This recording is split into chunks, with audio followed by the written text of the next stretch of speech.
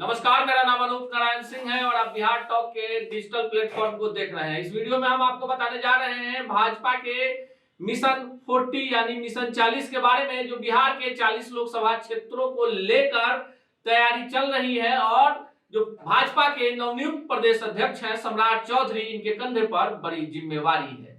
हम 40 सीटों की चर्चा करें उससे पहले हम सीधे आपको लिए चलते हैं वर्ष 2019 में, जब नीतीश कुमार की पार्टी जदयू भाजपा के साथ मिलकर चुनाव लड़ रही थी। तीसरी सहयोगी पार्टी लोजपा थी, जो अब दो खेमे में बंट गई है। 17 सीटों पर यानी 34 सीटों पर जदयू और भाजपा के उम्मीदवार उतारे गए थे, जबकि 6 सीटों पर लोजपा के उम्मीदवार थे। एक किशनगंज की सीट जो थी, वहां से जदयू के उम्मीदवार चुनाव हार गए थे और 40 में 39 सीटें एनडीए के खाते में गई थी। इस बार समीकरण बदला हुआ है। नीतीश कुमार महागठबंधन में शामिल हो गए हैं, राजद, कांग्रेस और वाम दल उनके साथ हैं, जबकि दूसरी तरफ भाजपा के साथ जो दल है वो भाजपा के भरोसे ही है, यानी उनका जनाधार तो है पर सीट निकालने की ताकत अकेले अपने दम पर नहीं है। बात चाहे चिराग पासवान की कर लें या उनके चाचा पशुपति पारस की, या उपेंद्र कुशवाहा की बात करें या जीतन राम मांझी की, सबके पास अपने जातिगत आधारगत वोट है, पर एक लोकसभा सीट निकालने की ताकत इन नेताओं में नहीं है। जबकि दूसरी तरफ बात करते हैं भाजपा के पास, तो भाजपा के पास अपना संगठन है, बूथ स्तर तक मंडल अध्यक्ष है और मोदी लहर है। देखिए, नमो लहर जो है, इसी के भरोसे लगातार 2 लोकसभा चुनाव में तमाम सियासी जो भविष्यवाणियां थी उसे धत्ता बताते हुए बिहार में बड़ा कमाल हुआ। इस बार क्या होगा? इस बार चिराग पासवान जो है वो ज्यादा तवज्जो पा रहे हैं इस एनडीए में, और दूसरी तरफ उनके जो चाचा हैं उनके पास 5 सांसद हैं। तो जाहिर सी बात है कि उनके जो 5 सांसद हैं, 5 सांसदों का टिकट नहीं काटा जाएगा। तो ऐसे में क्या चिराग पासवान को एक लोकसभा सीट देकर मना लिया जाएगा?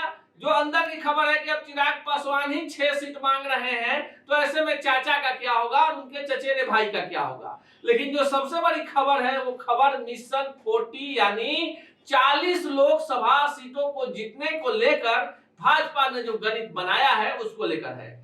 अगर इन 40 सीटों में भाजपा का प्रदर्शन खराब होता है तो सम्राट चौधरी का मिशन मुख्यमंत्री कहीं ना कहीं 2024 में ही दम तोड़ देगा। सम्राट चौधरी जो है उनके पास भी एक लंबी विरासत है। उनके पिता शक्नी चौधरी मंत्री रहे, मां उनकी मंत्री रही, खुद मंत्री रहे, राजद में रहे, जदयू में रहे और भाजपा में रहे। कोई ऐसा दल नहीं है जिसमें सम्राट चौधरी नहीं गए और मंत्री नहीं बने।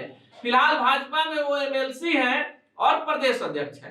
लेकिन देखिए, जो सम्राट चौधरी के अंदर सबसे बड़ा एक विजन नजर आ रहा है कि उन्होंने संगठन में जिस प्रकार से पुराने लोगों को हटाकर ऊर्जावान कार्यकर्ताओं को बैठाया है और सभी जातियों को प्रतिनिधित्व दिया है, तो कहीं ना कहीं एक बड़ा मैसेज दिया है कि अगर बिहार फतह करना है तो आप सिर्फ एक जात की बात नहीं कर सकते या एक जमात की बात नहीं कर सकते। लेकिन भाजपा के पास भी कई दुविधा है। जो 17 सीटें हैं उसमें आरा सीट से आरके सिंह सांसद हैं, जो रहने वाले सुपौल के हैं और केंद्र में मंत्री हैं। अश्विनी चौबे बक्सर से सांसद हैं, केंद्र में मंत्री हैं पर रहने वाले भागलपुर के हैं।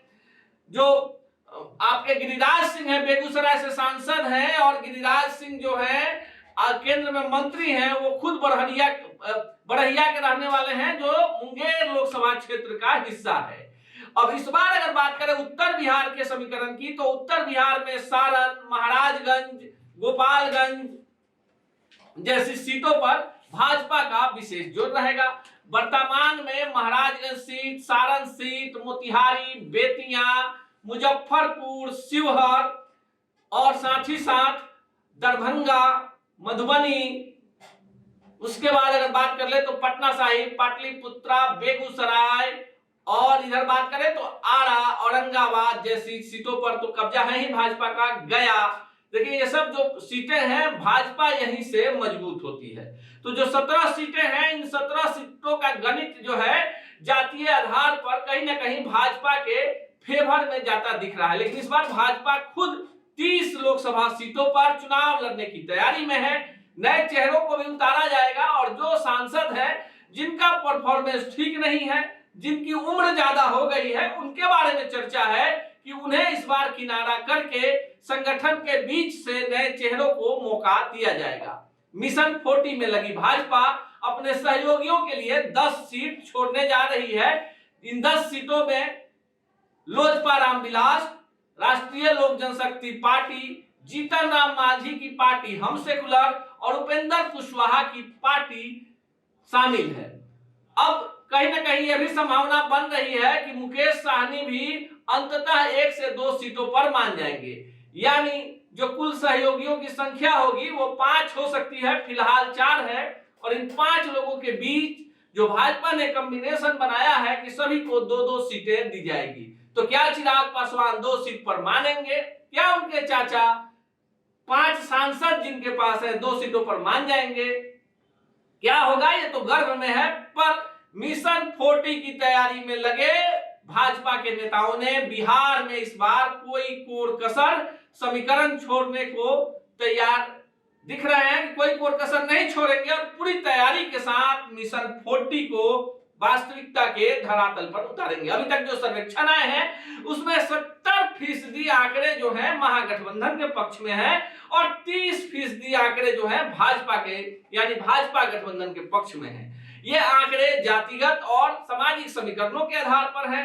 पर लोकसभा और विधानसभा के चुनाव में वोटर का दिमाग अलग अलग होता है। जब वो लोकसभा में वोट डालता है तो उसके दिमाग में केंद्र में एक मजबूत और सशक्त सरकार होती है और यही कारण है कि तमाम समीकरणों को अंततः धत्ता बताते हुए मोदी लहर में भाजपा अच्छे प्रदर्शन की उम्मीद कर रही है। अगले वीडियो में आएंगे तो आकलन करेंगे और पूर्णतः आपको बताएंगे तथ्यों के साथ कि बिहार की राजनीति में क्या कुछ चल रहा है। ऐसी ही खबरों के लिए जुड़े रहिए बिहार टॉक से। यूट्यूब पर लाइक और सब्सक्राइब करें, बेल आइकन जरूर दबाएं। फेसबुक, ट्विटर और इंस्टा पर फॉलो करें। धन्यवाद।